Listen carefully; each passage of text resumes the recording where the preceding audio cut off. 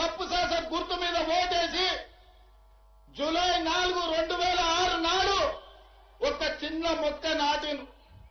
ఆ చిన్న మొక్క 2026 జూన్ నెలకి 20 సంవత్సరాలలో జడ్పీటీసీ నుంచి ఎమ్మెల్సీగా, ఎమ్మెల్యేగా, ఎంపీగా, కాంగ్రెస్ పార్టీ అధ్యక్షుడిగా, తెలంగాణకు ముఖ్యమంత్రిగా మీ బిడ్డ వృక్షమై నిలబడ్డాడు.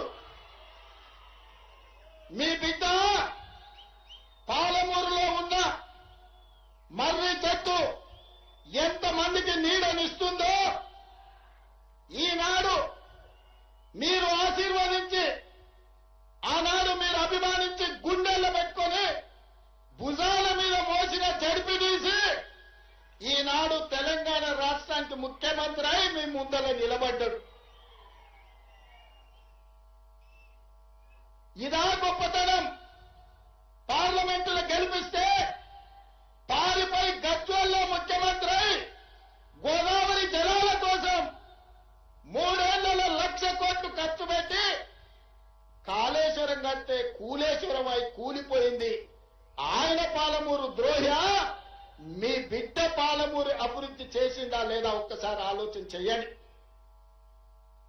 ఇవాళ మిత్రులారా, ఆనాడు మనం చేసిన సాయానికి తెలంగాణ ప్రజలకు కష్టాలలో ఉన్నప్పుడు ఎండకెవరైనా వస్తే తాగడానికి మంచినీళ్ళు ఇచ్చిన గుర్తు పెట్టుకుంటాం. మళ్ళా గుర్తు పెట్టుకొని తిరిగి సాయం చెయ్యాలనుకుంటాం. చేతనైన సాయం చేస్తాం. ఆనాడు రాజకీయంగా చావు బతుకుల మధ్యలో ఉన్న చంద్రశేఖర్ రావును మన జిల్లా నుంచి పార్లమెంటు పంపిస్తే 10 ఏళ్లు సంవత్సరానికి 5,000 కోట్ల రూపాయలు ఖర్చు పెట్టినా తెలంగాణలో 30 లక్షల ఎకరాలకు నీళ్లు వచ్చేది. ఆనాడున్న 10 లక్షల ఎకరాలే ఈనాడు సాగునీరు అందుతున్నాయి తప్ప 26 లక్షలకు అందించాల్సిన నీళ్లు ఈ రోజు ఏ ఒక్క ప్రాజెక్టు పూర్తి చెయ్యలే. ఇవాళ అంటున్నారు మేము వస్తాం, మేము నడుస్తామని. మీరు వచ్చినా, మీరు నడిచినా, మీరు పొర్లినా తెలంగాణ ప్రజలు, ముఖ్యంగా మా అక్కలు, మా ఆడబిడ్డలు సాయంత్రం పూట జొన్న రొట్టెలు చేస్తారు. మహబూబ్నగర్లో ఉత్తమన్న సలాకి కాల్చి వాత పెట్టారు టీఆర్ఎస్ వాళ్ళకు. ఒక ఆయన పంచగట్టుకొని నేను వైఎస్ఆర్ అంటాడు. నేను ఇవాళ చెప్పదలుచుకున్నా, లాల్ చేసుకున్నాడు లాల్ బహదూర్ శాస్త్రి కాదు, గడ్డం పెంచుకున్నాడు భగత్ సింగ్ గాడు, పంచగట్టుకున్నాడు వైఎస్ఆర్ గాడు. ఇట్లనే పంచగట్టుకొని ఊర్లలోకి వస్తే పంచలో తొండలించి కొడతారు మా ఉద్దండాపూరోళ్ళు. రా వచ్చి ఉద్దండాపూర్లో పాదయాత్ర చేతురా. మా తండాలలో మా లంబాడి సోదరులు ఆనాడు పంచగుట్ట పోలీస్ స్టేషన్ లో ఏ రైతులైతే పెట్టిరో గా తండా నుంచి మీరు పాదయాత్ర మొదలు పెట్టురు. మా లంబాడ సోదరులు మీ పంచలాల్లో తొండలు ఇడవకపోతే నేను చూస్తా. 10 ఏళ్లు 8 లక్షల కోట్లు. మీడియా మిత్రులారా, కేవలం సాగునీటి ప్రాజెక్టులకు 1,81,000 కోట్ల రూపాయలు చంద్రశేఖరరావు ఖర్చు పెట్టింది. గా ఉద్దండాపూర్ మునిగిపోయేటోళ్ళకి 800 కోట్లు ఇయ్యలే. వాళ్ళని పోలీస్ స్టేషన్లలో పెట్టి కొట్టించింది. అదే మనోడై ఉంటే, పాలమూరు బిడ్డ ఉంటే కొట్టించుండేటోడా, జైళ్లలో పెట్టించుండేటోడా. ఆడెక్కడోడే కాబట్టి, ఎవరో కాబట్టి మన మీద అభిమానం లేక, మన మీద కక్షతోని అహంకారంతో ఇవాళ మనల్ని అందరినీ కేసులలో పెట్టారు. పెద్దలు చెప్పారు మట్టికి పోయినా మనోడే పోవాలని, ఎట్టికి పోయినా ఇంటోడే పోవాలని.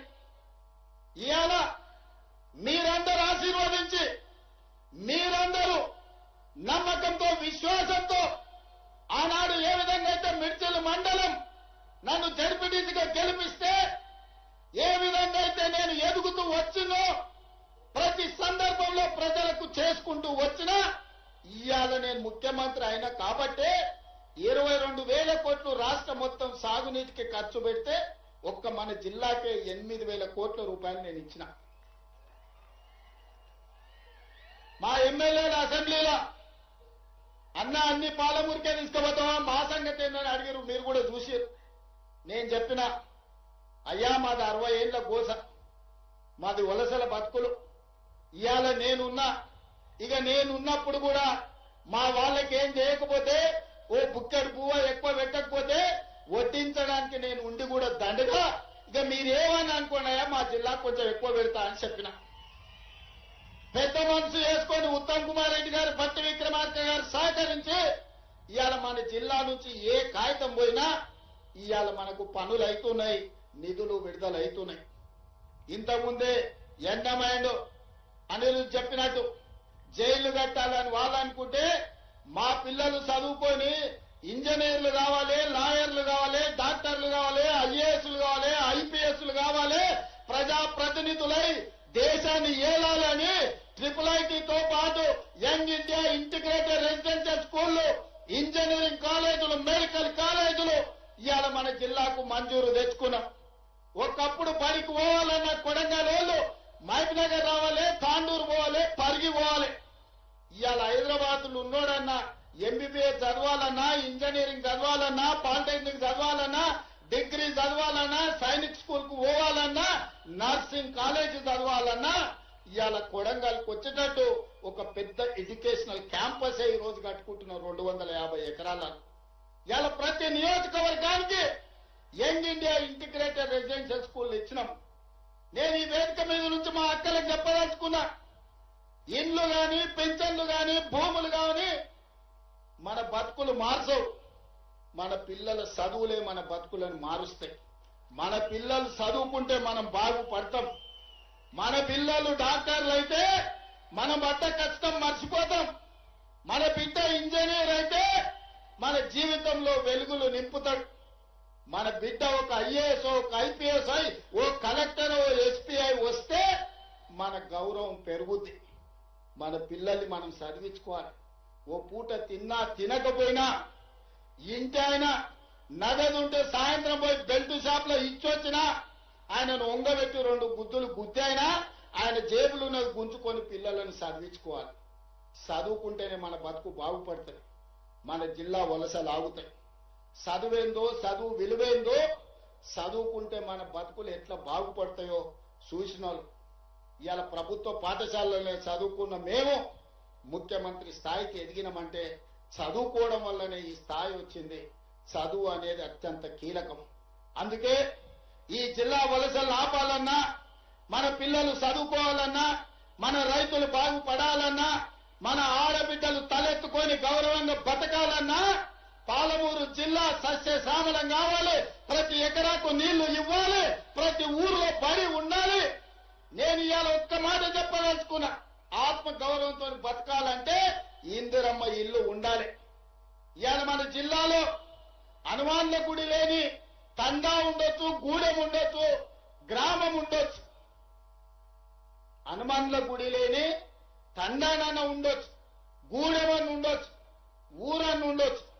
కానీ ఇందిరమ్మ ఇల్లు లేని ఊరు లేదు. నేను గుండె మీద చేసుకొని నేను చెప్తున్నా. ఇలా వేలాది మంది వచ్చారు. నేను సూటిగా బీఆర్ఎస్ నుంచి సవాలు విసురుతున్నా. ఏ ఊర్లో నువ్వు డబుల్ బెడ్రూమ్ ఇల్లు కట్టినవో బిడ్డ గానే నువ్వు ఓటు అడగాలి. ఏ ఊర్లో నేను ఇందిరమ్మ ఇల్లు కట్టిందో గా ఊర్లో నేను ఓట్లు అడుగుతా. నీకు డిపాజిట్ వస్తే నా పేరే మార్చుకుంటా. మీద బతుక డబుల్ బెడ్రూమ్ ఇల్లు ఇస్తామని, దళితులకు 3 ఎకరాల భూమి ఇస్తామని, కేజీ టు పీజీ ఉచిత విద్య ఇస్తాని, ఉత్తర్నాపూర్ లో మునిగినోళ్లకు ప్రభుత్వ ఉద్యోగం ఇస్తాని నోరు తెరిస్తే అబద్ధాలు చెప్పి ఇవాళ మేము పనిచేస్తుంటే కాళ్ళలో కట్టబెట్టి అడ్డం పడి మా పాలమూరు అభివృద్ధిని అడ్డుకుంటావా? మా పాలమూరు బిడ్డలు మంచోళ్లే. మట్టి పని, తట్ట పని, పార పని, పలుగు పని అన్ని పనులు చేస్తాం. అడ్డం